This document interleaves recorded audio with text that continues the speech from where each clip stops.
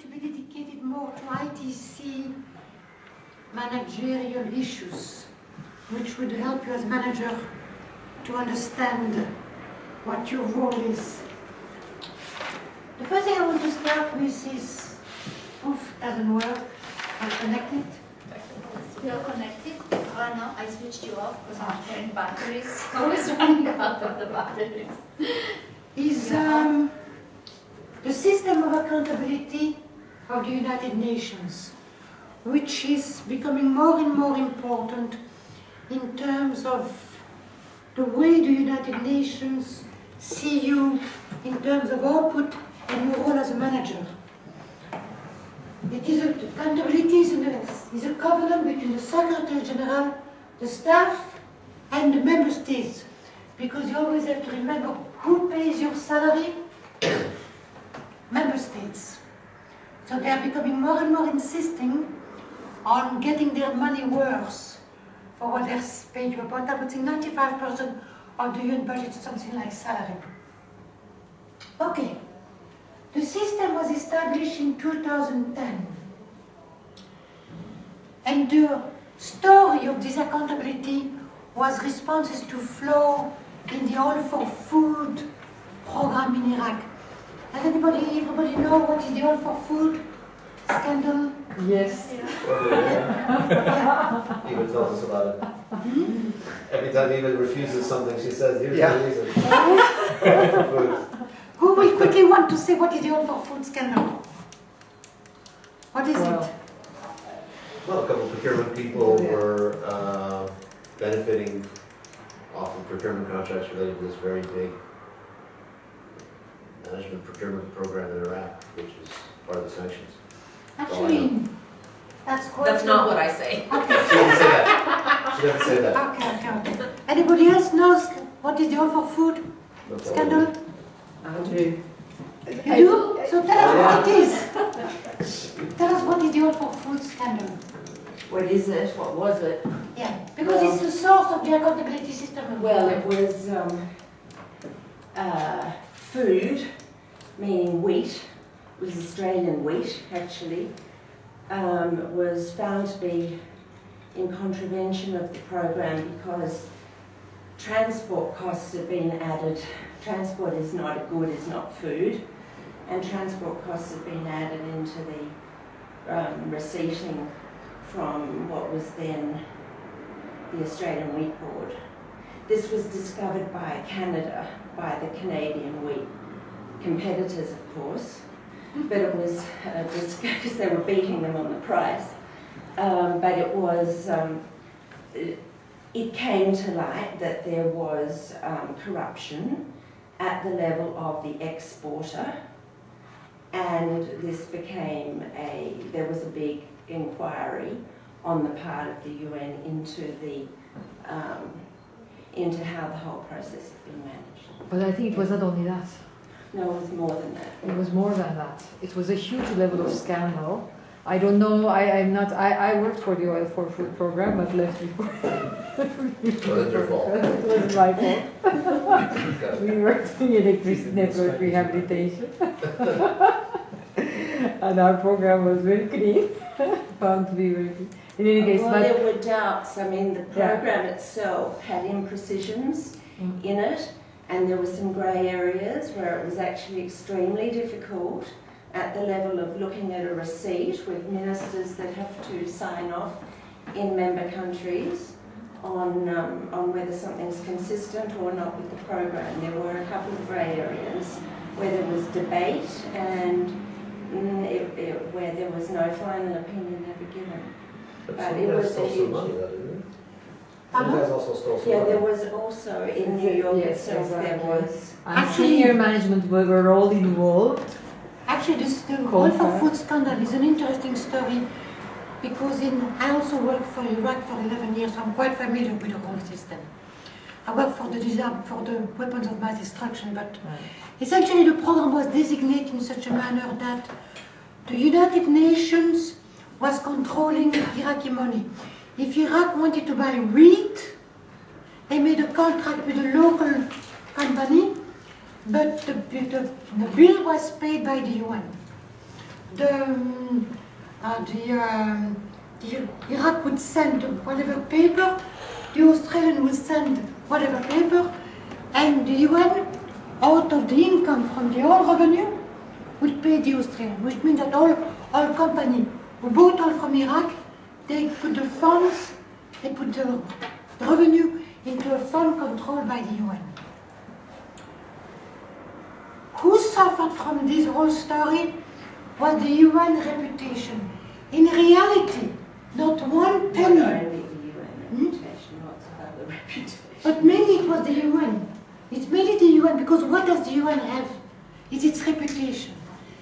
Not one penny that when disbursed through the UN was found missing. What the UN had no control is that the Australian wheat company would say to the Iraqi, besides the money that we will pay officials through the UN, we'll put X million in some bank account, somewhere that you can have access to. The UN, of course, had no way to know that. But who suffered from this was the UN.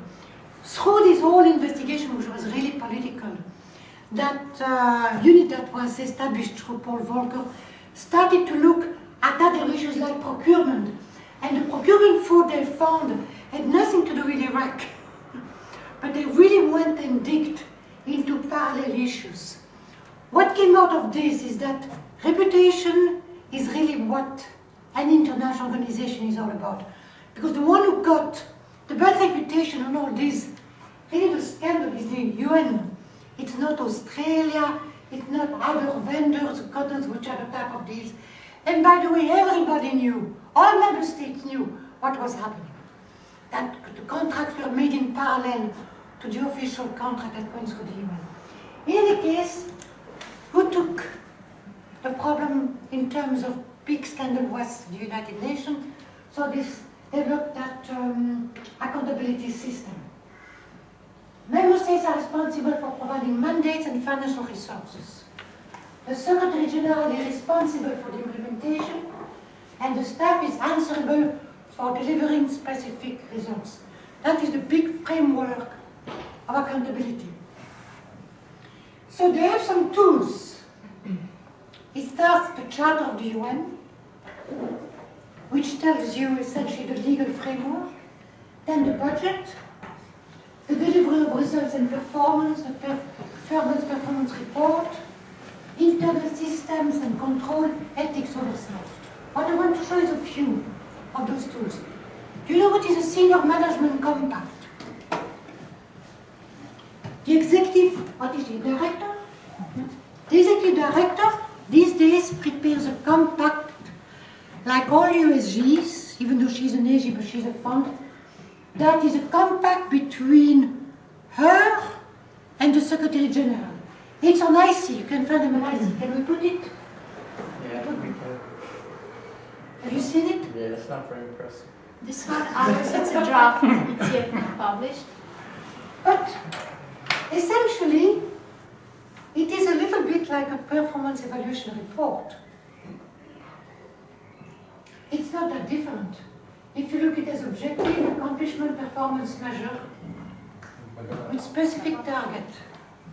Every Under Secretary General, which is part of the United Nations system, I mean not the agencies, I speak about funded programs and department, has signed a compact. This is something new, whether it is effective or not. The principle is interesting in terms of managerial accountability. And the fact that it is put on IC, and every staff member can look at it. The problem is that you put more layers and layers. I mean, this kind of goes against all common sense in the sense that, it doesn't take a lot to understand that, in terms of the hierarchy, there's a chain of command. I mean, it's in any organization, it's in the military, it's in anything. And the fact that you're using words like compact, I mean, it's actually a contract. I know. It's a contract of employment, Yeah. which everybody has, and it's nothing new under the sun. So putting it as a compact is even less effective than saying it's a contract, because if you don't do it, you get fired. So, that this is the kind of layers that go into the system, which don't actually help performance. It's a lot of, by contract is just like a legal document, but your contract doesn't really tell you what you're supposed to do. Yeah. The contract doesn't tell you what you're supposed to do. A contract is, I don't think so. I mean, you contract don't. It tells for consultant, but for staff, it just is a contract of employment. But it doesn't tell you what you're supposed to do. It tells you the level and condition of It sets out service. the main task, the terms of reference of the post, yes, but then, The you terms know, of in the detail, post, what yeah. you're supposed to do on Monday, Tuesday, it doesn't. It doesn't. The contract is just your terms of employment. Incidentally, this is a new tool that the Secretary General is extremely proud of. He has a ceremony where he has those USG coming and signing his contract, his compact. Now, one of the we have another tool which is the delegation of authority, and Eva will tell you about this. Performance appraisal system is what you all have, which is the same thing as a compact. You have financial disclosure. This financial disclosure is for conflict of interest, and who signs the financial disclosure here? People with significant financial authorities, members of the contract committee, the directors, the executive director. And in the UN, secretariats, everybody who is the UN and above.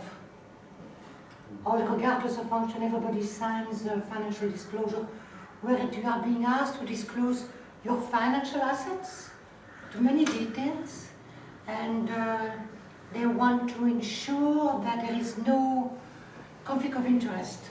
And there is a company, Pricewaterhouse, who manages that whole financial disclosure. Okay, don't ask me for my comments on that. Any question about the financial disclosure? Who in here fills it out? I do. Yeah, so it's those that have significant financial. Procurement colleagues, all our procurement Yeah, all, colleagues. anyone's on contracts. Contract committee colleagues. So you signed this financial disclosure, what do you think of it? It's I don't know, too many assets. So nothing to disclose that. It's depressing. It's just depressing. Depressing. Yeah, the numbers are depressing. I don't know, but it's depressing. Nothing to disclose, no, nothing. You have shares, no. Any interest in companies, no. By the way, you can find the financial disclosure of the Secretary General is also somewhere on the web. He publishes it. The UN Ethics Office also came out of that whole system of accountability. But where I would like now to go into is Eva to tell you about delegation of authority. Because this is one of the core managerial points of ITC. Like I said, your delegation of authority here is higher than UNCTAD, even though you are supposed to be a subsidiary body of UNCTAD. It shows some of the contradiction in the way the system has been implemented. Eva, the floor is yours. Thank you very much. I'm just going to add one clarification, Alice, and I apologize for not having mentioned this to you earlier. But in ITC's case, Arantx's compact is with the Secretary General of UNCTAD and the DG of WTO, as they are our parent organizations, rather than directly with the Secretary General. So, so that you're aware of that, I would want you to leave the room with the wrong impression and then be thinking you're not getting the reliable information. So, I also wanted to bring, before I get into delegation, this to your attention. This is a really nifty little book that was written by a former Deputy Executive Director, Stephen Brown. And if you want to understand how did ITC come about, the origins of ITC back in 1962 and 1964, and a little bit how did we end up being what we are, I highly recommend this. It has an excellent summary about the birth of ITC. Now, I mean, for those of you that are trade specialists, it also has all kinds of stuff about trade and negotiations and the setup of the financial institutions and how that's supposed to affect the world economy. So if you're interested in that, it's got that too. But my interest in it is always how did ITC become what it is? And this gives, in a few pages, a really good summary. You can get it either from communications, or I'm sure the library has a copy. So I recommend, if you really want to understand us, a couple of pages in here. So I'm going to speak to you about three things. Some basic principles that you should understand to help give you a framework. Obviously then delegation, and then the relationship that ITC has to the General Assembly and to the General Council of the World Trade Organization. So in terms of basic principles, there's two things I want to cover. One is hierarchy of governance, and the other is governing bodies. So in terms of hierarchy of governance, and this is recognized legally at the dispute tribunals and in all legal systems. In the UN, we've got the Charter. We have the General Assembly resolutions. They apply to ITC. Then we have the regulations. They're adopted by the General Assembly. Then we have rules. Then we have Secretary General or Executive Director of ITC bulletins. Then we have UN or ITC administrative instructions. And then we have procedures. So if we wanted to deviate in some way, we're not going to be able to deviate from the Charter as long as we are where we are, or General Assembly resolutions, or regulations. With rules, sometimes we can make an interpretation. That is endorsed by the people that give us our delegated authority. That's mostly in the HR area. Secretary General bulletins, we can do our own, which are modeled on the UN, respect the same principles, but can be adopted for ITC specific operational requirements.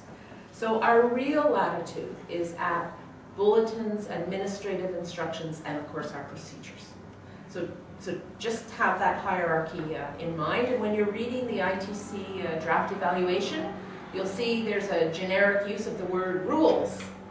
Well, when we think about rules affecting ITC, there's a certain level of flexibility within this hierarchy, and above that, there is not flexibility. So, something to help you interpret some of the information that's given to you. Governing bodies. It has been agreed in the annals of time between the UN, UNCTAD, and WTO that ITC will be governed by the General Assembly and the UN regulations and rules. So that's where we sit.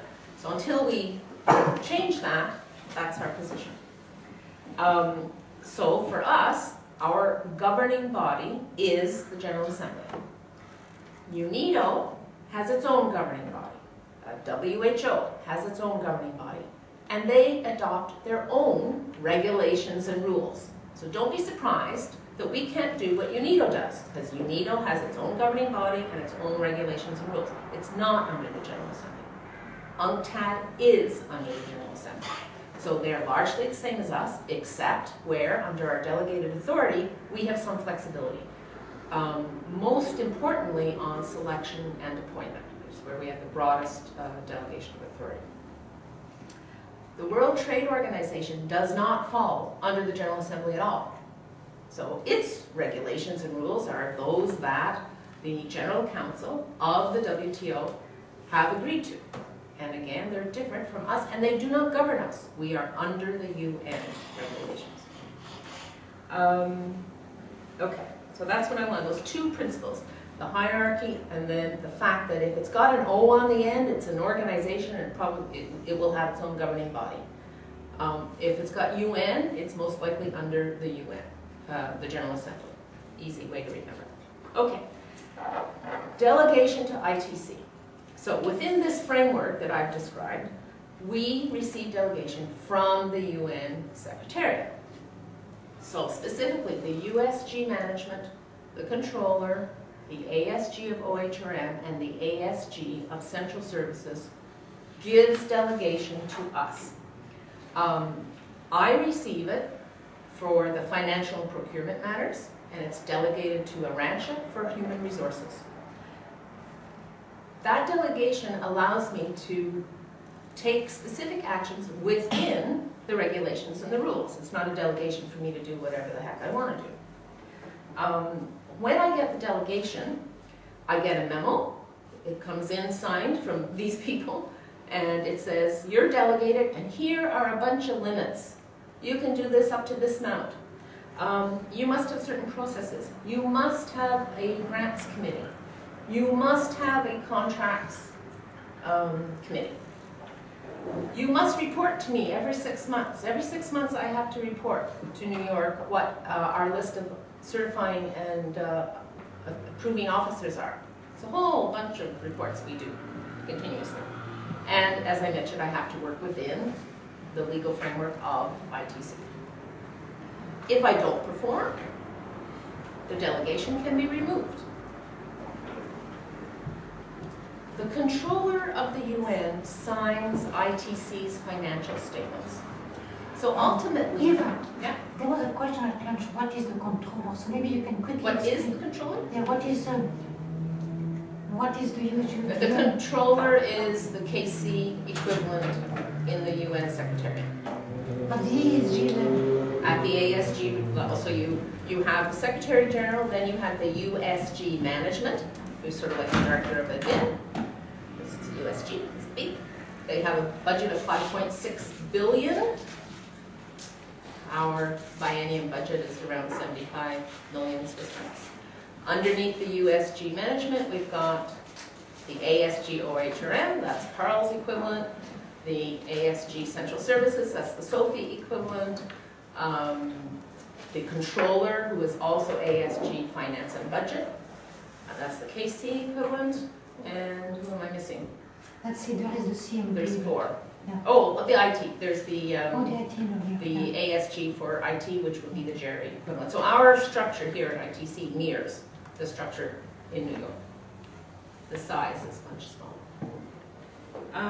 Okay, so I was just saying, the controller in the UN signs ITC's financial statements. On the financial side, we're very integrated into the UN Secretariat. So we do not have capital knowledge. They have the ultimate authority in interpreting the accounting rules and that kind of thing. So, you know, if ever there's a disagreement between us and them, they have the ultimate authority, we don't. We're not completely independent. Okay, so I get this delegation from these people. It's personal to me. I sign a memo back to them saying, yes, I swear I'm going to do all this good stuff.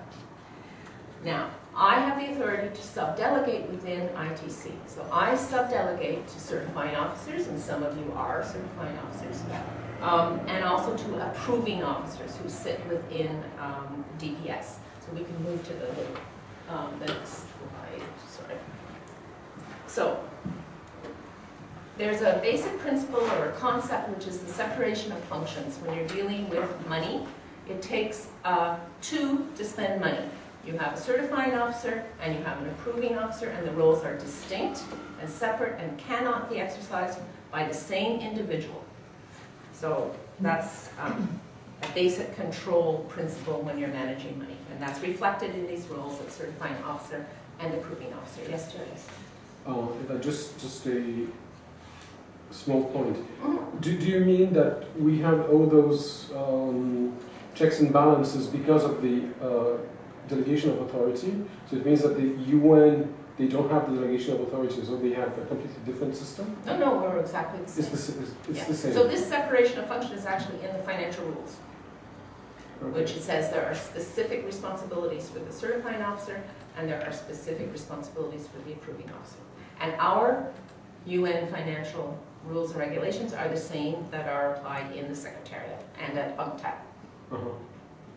By the way, these exist in any public organization. Yeah, any public institution, but they might vary a little bit. So actually with this whole one UN coherence where you're in the field and you've got maybe 5 or 6 different agencies, there's a big push now to try and bring greater harmonization between the staff and financial rules of UNICEF, UNDP, UN, UNAIDS, WHO, because they want to work collectively, and right now there are minor differences in their rules. They're trying to bring them together.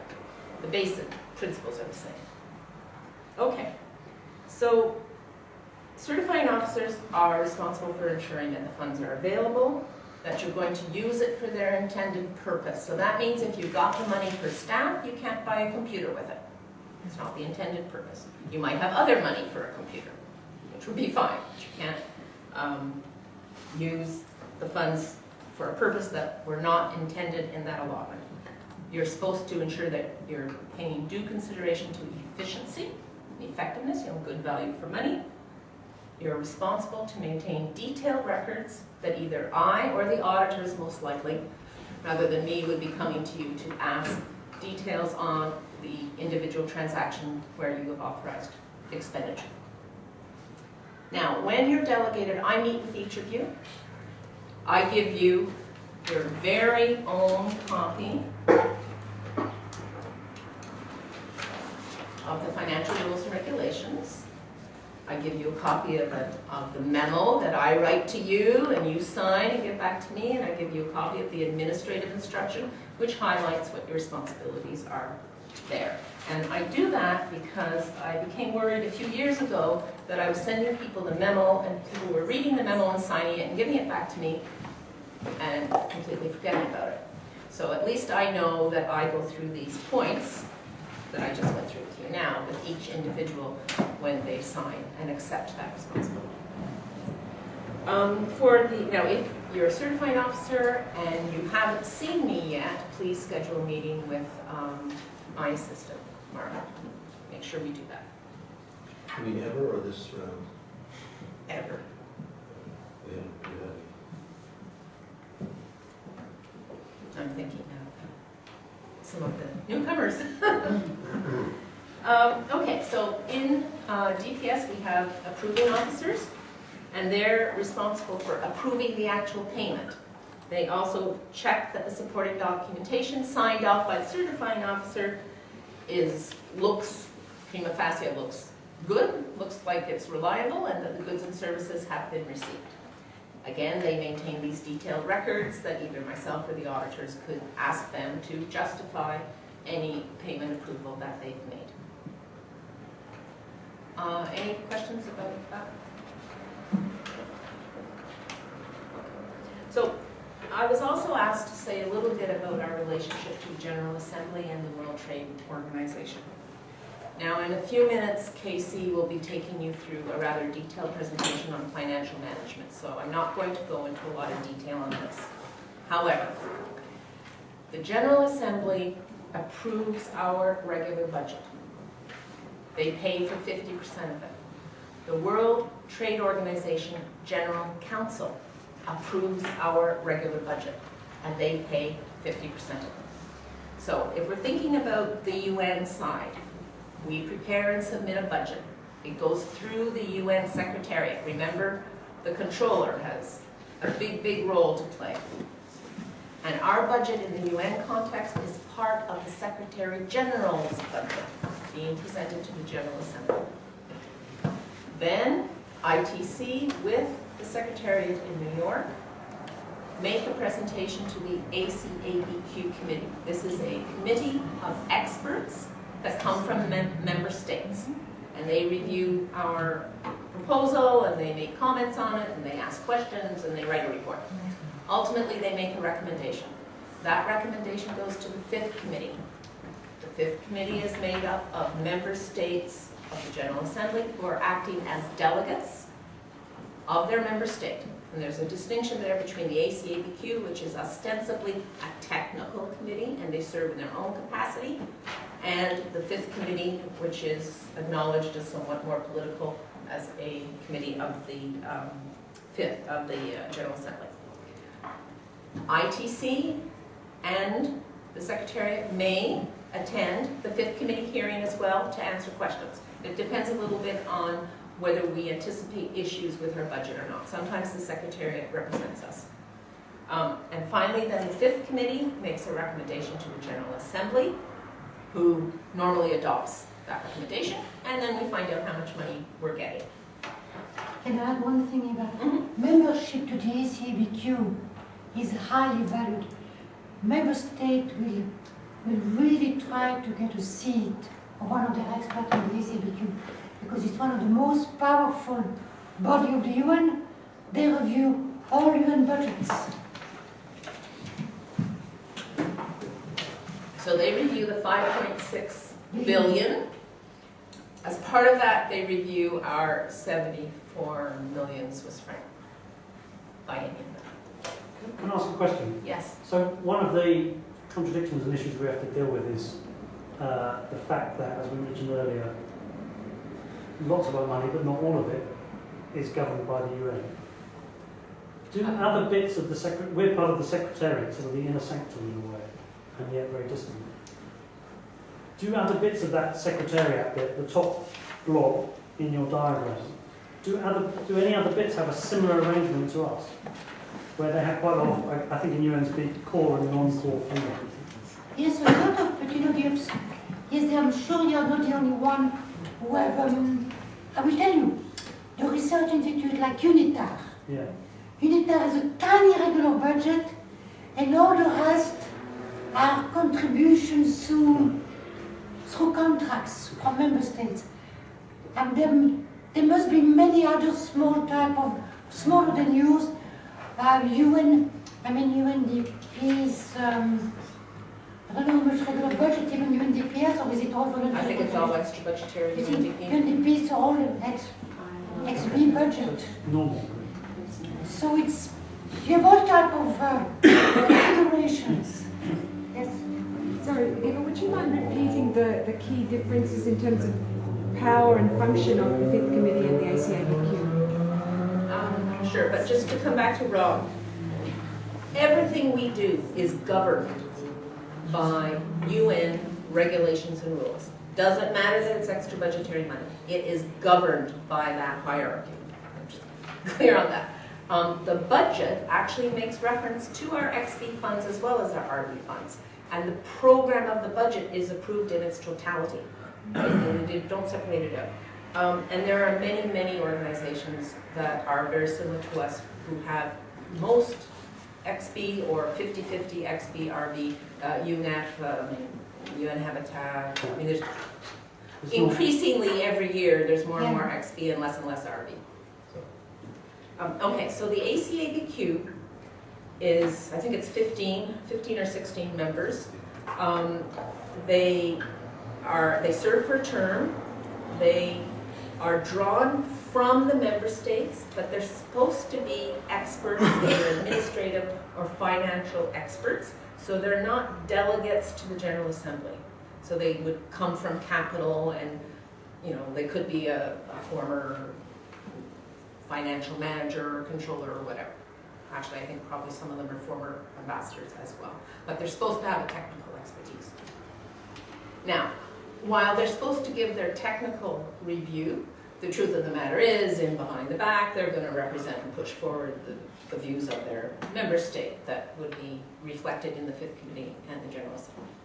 The Fifth Committee is what they call, and you can correct me if I make a mistake, Alice, a committee of the whole, which means it's any member that sits on the General Assembly, any delegation, also can attend the meetings of the Fifth Committee.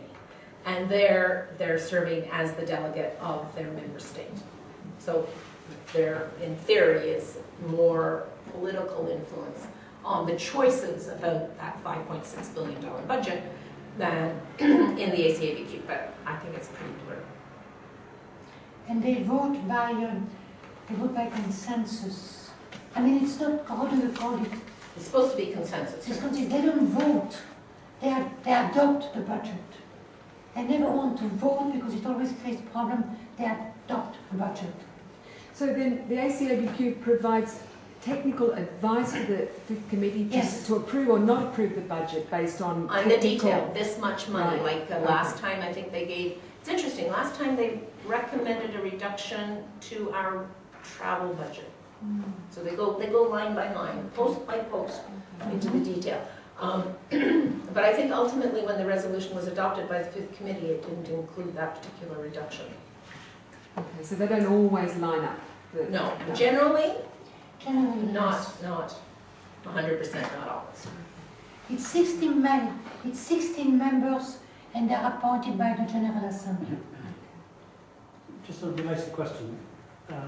In my experience of these processes, there's a lot of focus, sort of system-wide, or at least secretariat-wide, on posts and staff, which for me, coming from Britain, was odd. It seemed odd because it's there, it's much more about money. what's the background to that? And is that sort of has it always been the way, and is there any flex in that? Because it strikes me as one of the bits where they don't have a huge amount of value. Scrutinising what our drivers do in New York seems a bit bizarre to me. It's, I would say they focus on staff and on travel. They always want to cut travel. Staff because the cost of staff is 95% of the budget. And you take the problem. The travel is fine. Travel is nothing. Travel is nothing compared to the overall budget. But someone always focus on people traveling. Maybe Eva, you can give an idea of what is the average staff cost. It's not the salary, plus all the benefit. Every post is. Oh gosh, I don't know. We'd have to ask Casey. Probably The standard. Casey, what is the costs standard are. standard cost for P4? About 200? How much? 250. 250 per year. So it gives you an idea of what they focus on post. So therefore, has it always been that way? Yes, as far as I remember. Yes, always. I mean, to me, coming from Canada, when I came into the UN, this micromanagement by the member states, post by post, on something called a staffing table, is just bizarre. I think in some other agencies, they may have moved a little bit more towards an envelope kind of thing or results-based management, but in the General Assembly, they seem very, very attached to it. So I think perhaps it's a tradition which is probably going to be a long time before it shifts. I don't think there's any rhyme or reason as to which areas they are focusing on. We have to report our hospitality. 10,000. Oh yes, hospitality So, they focus. No, we're talking about wasting time. You see, that's where the political gets in and the micromanagement. And sometimes, the theory of all of this too is that in these various discussions, you actually focus on little meaningless things to use up the time to avoid the discussion on the $3 billion, peacekeeping budget or something. These are political tactics that happen in these bodies. The discussion on your budget could be bigger than the discussion on a huge peacekeeping mission. That will get the money, no question asked. There is not much like, it is not because it's a small amount of money that they will not go into the details. It's not, there's no it's not correlation. logical necessarily. Sorry if it's not digressing too much. Is there much horse trading that goes on in terms of that committee? In terms of not the absolute amount of our budget, but the composition of it. Like for example, the provenance of staff, for example, where they come from. Does that influence the budget at all? Does that ever come up? Well, they always ask questions about geographical distribution and gender and stuff because that's one of the themes. Now, ITC is so small that we don't have enough posts to cover one for each member state, so we don't have geographical distribution. So we always say we embrace the principle, but we don't have actual targets. I wouldn't say that it's much focused on geographical distribution, except maybe for the regular budget post, but it used to be very focused.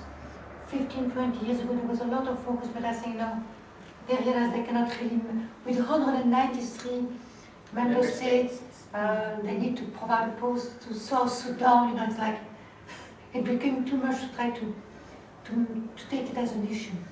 Certainly when I was at the World Health Organization, the member states pursued heavily representation of the least developed. But, the General Assembly, 5.6 billion, I guess perhaps they're not quite the same attendance. Could I just add one more point? Sorry. Am I okay in terms of time? Yeah. Okay. Just one more point, that the other thing that the General Assembly approves through the CPC, the Committee on Programs, is ITC's strategic framework. Okay, so that's another interaction that we have with them. And then I'll go on to the WTO side, but John?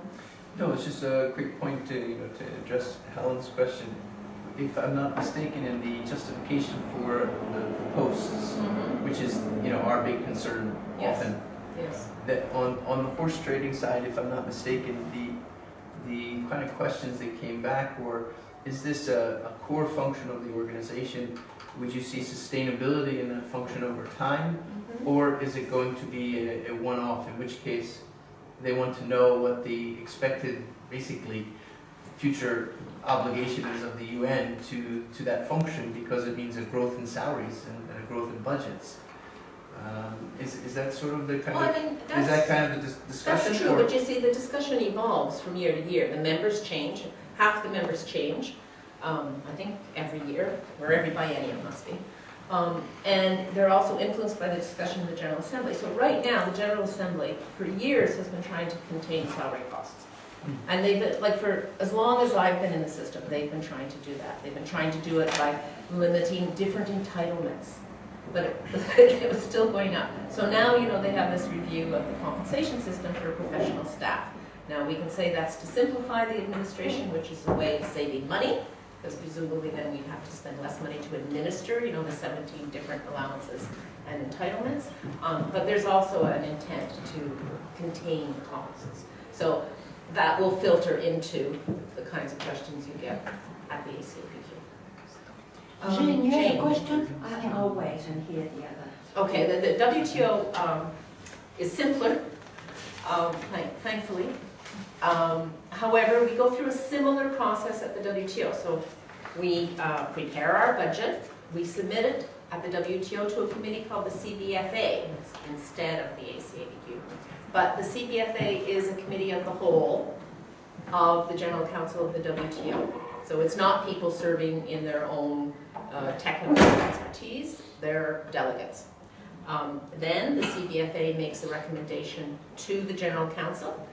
At the WTO, the ITC Executive Director presents the budget as the ITC budget. So it's not the DG of WTO presenting our budget, whereas in the UN, it's the Secretary General saying this is part of my budget. So that's another subtle difference.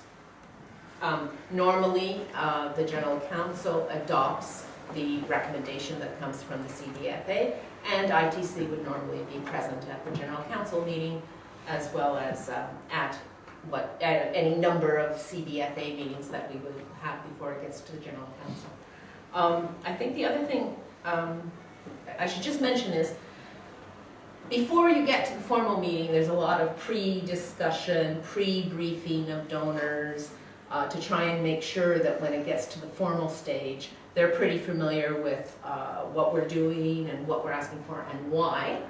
And that is reasonably easy to achieve in Geneva, but we struggle with New York. And the Geneva delegates do not necessarily communicate clearly or effectively or at all to the New York delegates. So there's an important burden on ITC because of our nature and the way we've been structured over the years. I think this is a very good point, which is probably valid for most UN Geneva-based organizations. They are at a disadvantage compared to the organization in New York, who can have access whenever they want to the 5th committee delegates in the mission. They all know, in our mission, who is the 5th delegate in each team, especially in the important mission, the biggest one. They know they are, and they can have lunch, coffee. So you're right that all, I think, Geneva-based organizations have more of a problem in that regard compared to the New York-based. Yes. Well, my question was really about, presumably you submit the identical same budget to both. It's not that you're asking the UN to fund this half and the WTO that half. You're presenting the whole budget to both for 50%. Right. So, which raises a very good point, which I forgot to mention, is that after the WTO makes its decision on our total budget, and the General Assembly makes its decision on our total budget, we get the lowest agreed amount. And that's to ensure it's 50-50. I don't, Right. you allowed me to throw that in, I Yes, just well, thought to say that. this is what I was trying to think through, because you imply that one process is easier, partly because of distance factors, but the audiences are different too, even though in theory capitals are briefing once. But the audience is different, and the kinds of objectives are slightly different. Yes. And so really I wanted to ask you just how does that play out in your planning of the budget? I mean, you do have two different audiences and two different strategic directions, almost. I mean, one audience is going to warm sooner to certain language than another audience is they're going to look for similar but slightly different animals. How internally do we work that out? And which goes first? Which of the two processes actually happens? That depends. It depends. And the budget cycles are different. The UN begins its cycle a whole year ahead of the WTO. I think some of the flavor comes through the strategic framework. I don't really know how we do that. I mean, I think maybe it's handled more on an informal kind of way. Through the informal discussions, we try to make sure that we reflect what the WTO member states are looking for. And maybe our presentations are tweaked a little bit with the two committees, but the big framework is the same for both, and the request is the same. Now, a few years ago, we used to do our budget presentation to the WTO in the WTO format, so we are actually preparing all of these documents twice. And as a simplification measure, we had the WTO agree that we could present to them the UN documents with a crossover table. Because their allotments and their design of their budget structure is actually different. So like consultants are part of staff in WTO, but they're not in the UN. So there is this crossover table. I'm not convinced that, while it saves us a bit of time, I'm not convinced that it actually facilitates the discussion. Eva, just in terms of the recent evaluation draft that's come out, and that they are critical of our very complex governance structure in an organisation that's trying to be entrepreneurial and, you know, align itself to the needs of the private sector. Based on your experience and knowledge of the UN system and ITC's special place within that, how much flex do we have on adapting our governance structure, or is it really like take it or leave it? You know, we don't have any discretion, and you know, it's just the way it is. Well, that's why I started off with the governance at the top. You know, so the charter, I think if we don't want to follow the UN charter, we should go join WTO. I don't really think that's going to happen. That was looked at in 2006 when Patricia came in, and after some reflection, and whoever she talked to, she came back and said, no, we'll stay within the UN. But, you know, so the charter, General Assembly resolutions, that's member states' decisions. Regulations, again, that's member states' decisions. We're not going to change that. It's when we get to the rules, if we can manage to interpret, perhaps more within the HR area than the financial area. And then when we do, if we can get agreement with executive director's bulletin or administrator. So you see it's at that sort of interpretation of a policy or at the procedural level. So for example, in the UN Secretariat, they do not allow staff who are sitting on a job temporarily to apply for that post. That's their selection policy. We have differed on that policy, and that's been permitted. Nobody's objected yet to that.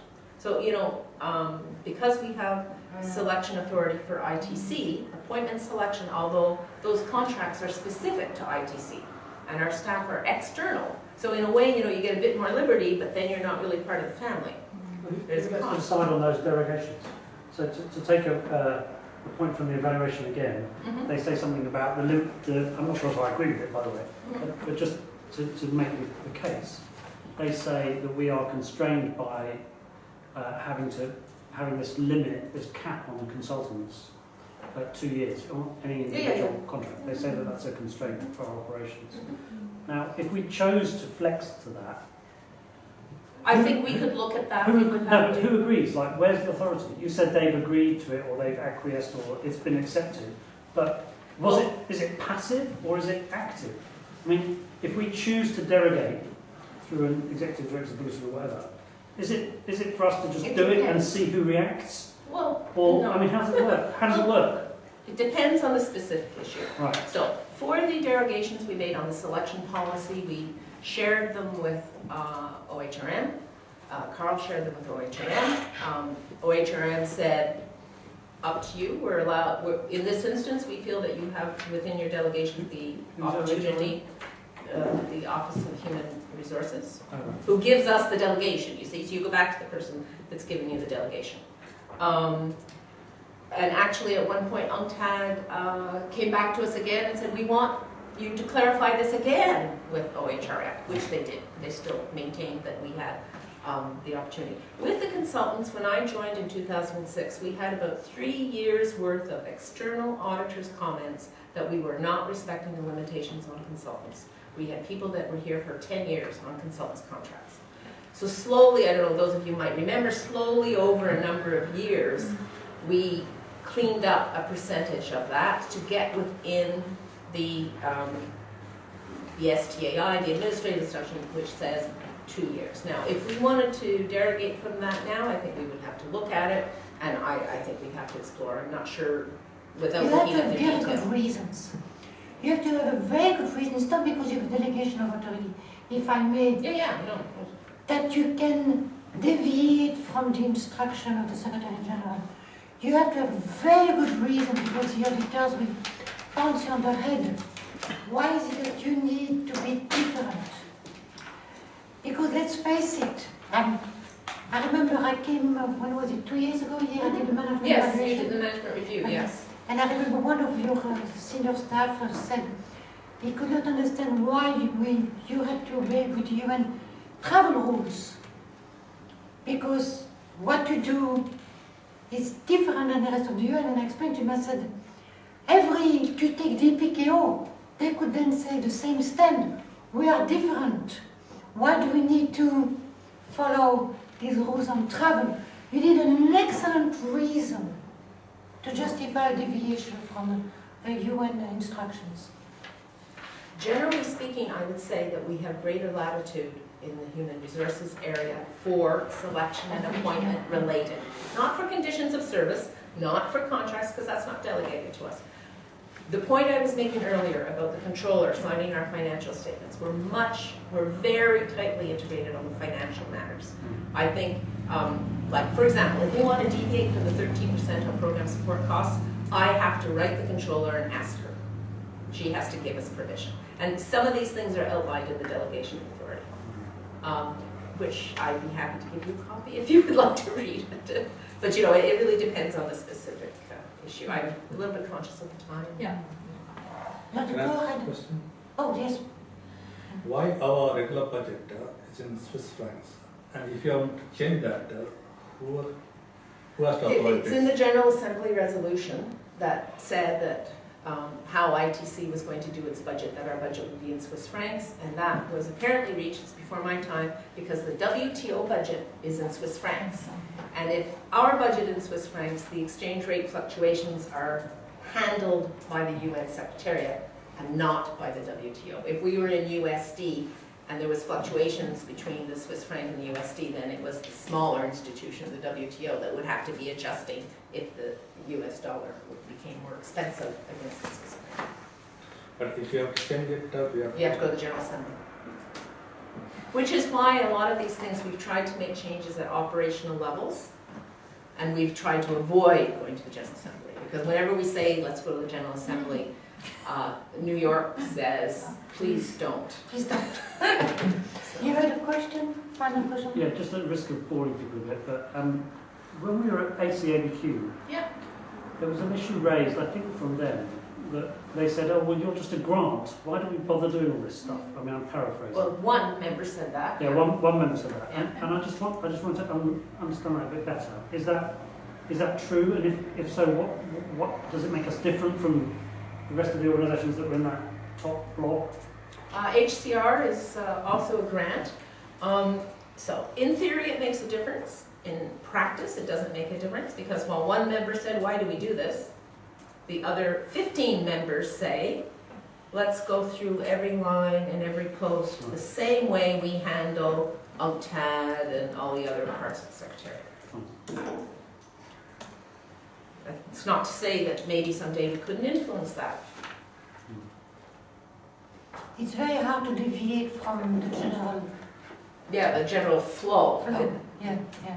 And the last one who wants to deviate from the general flow is a controller who has to go defend, and he doesn't want to have to deal with. Again, we get penalized in a way because we're this little amount of money out of the 5.6 billion. So, Any more questions for Eva? Thank you very much.